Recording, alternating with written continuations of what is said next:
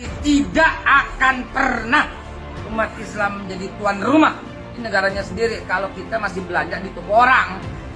Jadi semua mesti belanja di 212, tokonya orang Islam. Ratusan warga melaporkan investasi bodong 212 Mart ke Polresta Samarinda, Kalimantan Timur.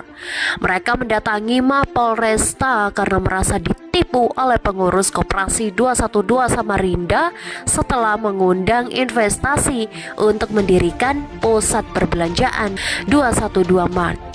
Mereka menghimpun dana secara ilegal yang kemudian diatasnamakan untuk unit usaha berupa 212 Mart. Justru itulah kelebihannya, justru itulah nilai daripada dakwahnya. Jangan pelit-pelit lah, jangan perhitungan lah. Selamanya kita nggak akan pernah maju kalau saat ini kita masih perhitungan. Yang dimana di situ melaporkan laporan tertulis terkait dugaan penipuan dan penggelapan dana investasi. Yang dimana investasi ini berupa usaha, yaitu minimarket, yang dimana di Samarinda ini ada 3 gerai yang sudah dibuka dari tahun 2018, dan kemudian di tahun 2020 ini ada sebagian yang sudah tutup karena terjadinya kemacetan dana ini. Tetapi dalam perjalanannya unit usaha ini tidak berjalan dan apa yang dijanjikan kepada para investor tidak dipenuhi. Gitu. Yang dijanjikan itu berupa apa itu Pak? Berupa keuntungan, benefit itu. ya, bagi hasil. Betul. Berarti sempat berjalan dong nih 212 Mart ini Bang?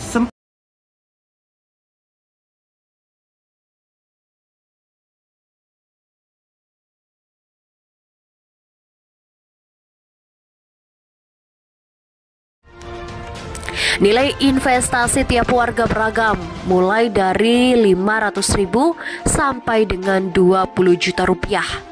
Total kerugian para investor pun ditaksir miliaran rupiah. Disebutkan bahwa masalah sebenarnya telah muncul sejak Oktober 2020, mulai dari gaji karyawan yang belum dibayarkan hingga operasional 212 Mart tutup tanpa pengembalian investasi yang dibayarkan. Tidak hanya itu, pengurus koperasi pun menghilang dan sulit dihubungi. Oleh sebab itulah warga melapor.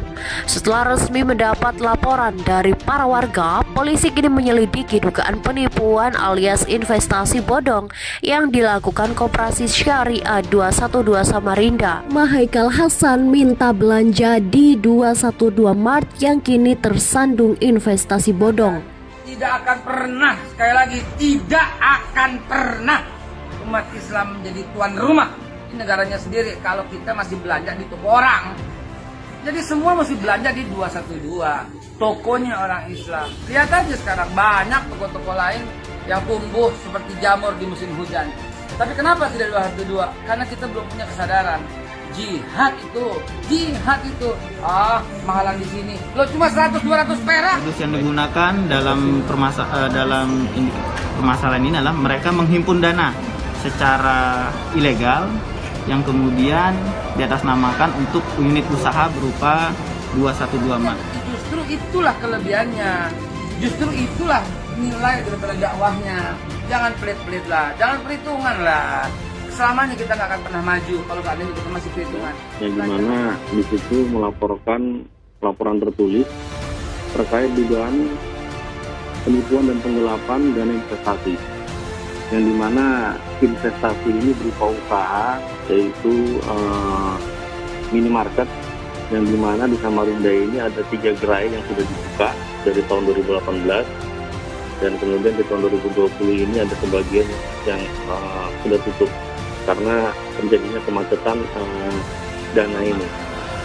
Tetapi dalam perjalanannya unit usaha ini tidak berjalan dan apa yang dijanjikan kepada para investor tidak dipenuhi. Gitu. Yang dijanjikan itu berupa apa itu Pak? Berupa keuntungan, benefit itu. ya, bagi hasil. Betul. Berarti sempat berjalan dong nih 212 Mart ini Bang? Sempat berjalan, tetapi memang tidak semua investor mendapatkan apa yang dijanjikan. Tentu dengan adanya laporan informasi ini pun juga laporan ini kami dari pihak kepolisian, dari Satreskrim menindaklanjuti terkait laporan ini. awal mungkin kami akan melakukan gelar awal dulu untuk menindaklanjuti rencana penyelidikan ke depan, sehingga nanti permasalahan ini bisa kita gambarkan pidananya di mana. Sebelumnya diberitakan kontan.co.id, ratusan warga melaporkan investasi bodong 212 Mart ke Polresta Samarinda, Kalimantan Timur. Mereka mendatangi Mapolresta karena merasa ditipu oleh pengurus koperasi 212 Samarinda setelah mengundang investasi untuk mendirikan pusat perbelanjaan 212 Mart. Nilai investasi tiap warga beragam, mulai dari 500.000 sampai dengan 20 juta rupiah. Total kerugian para investor pun ditaksir miliaran rupiah. Disebutkan bahwa masalah sebenarnya telah muncul sejak Oktober 2020, mulai dari gaji karyawan yang belum dibayarkan hingga operasional 212 Mart tutup tanpa pengembalian investasi yang dibayarkan. Tidak hanya itu, pengurus koperasi pun menghilang dan sulit dihubungi. Oleh sebab itulah warga melapor. Setelah resmi mendapat laporan dari para warga, polisi kini menyelidiki dugaan penipuan alias investasi bodong yang dilakukan koperasi Syariah 212 Samarinda. Keberadaan para pengelola koperasi ditelusuri agar dapat dimintai pertanggungjawaban kepada para investor. Ratusan orang mengaku jadi korban investasi bodong berkedok 212 Mart mendatangi Polresta Samarinda, Kalimantan Timur. Ratusan orang itu merupakan investor untuk pendirian 3 toko 212 Mart di Samarinda. Total kerugian ditaksir mencapai 2 miliar lebih. Kasus ini pun tidak jadi perhatian publik, termasuk pegiat media sosial Denny Siregar yang kemarin nyumbang kapal selam. Udah pada baca belum ya? Mbok ya yang pinter dikit napa pret?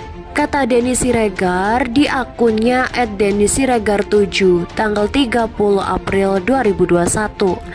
Denny Siregar juga menyentil orang-orang yang menyumbang untuk kapal selam yang dipelopori oleh Ustadz Abdul Somad atau UAS yang kemarin nyumbang kapal selam. Udah pada baca belum ya? Mbok ya yang pinter dikit napa pret? Emoji tertawa, tulis Denny Siregar seperti dilihat pada Minggu tanggal 2 Mei 2021. Cuitan Denny Siregar disertai artikel soal ratusan warga yang jadi korban investasi bodong 212 Mart di Samarinda melapor ke polisi. Sebelumnya, ratusan warga melaporkan investasi bodong 212 Mart ke Polresta Samarinda, Kalimantan Timur.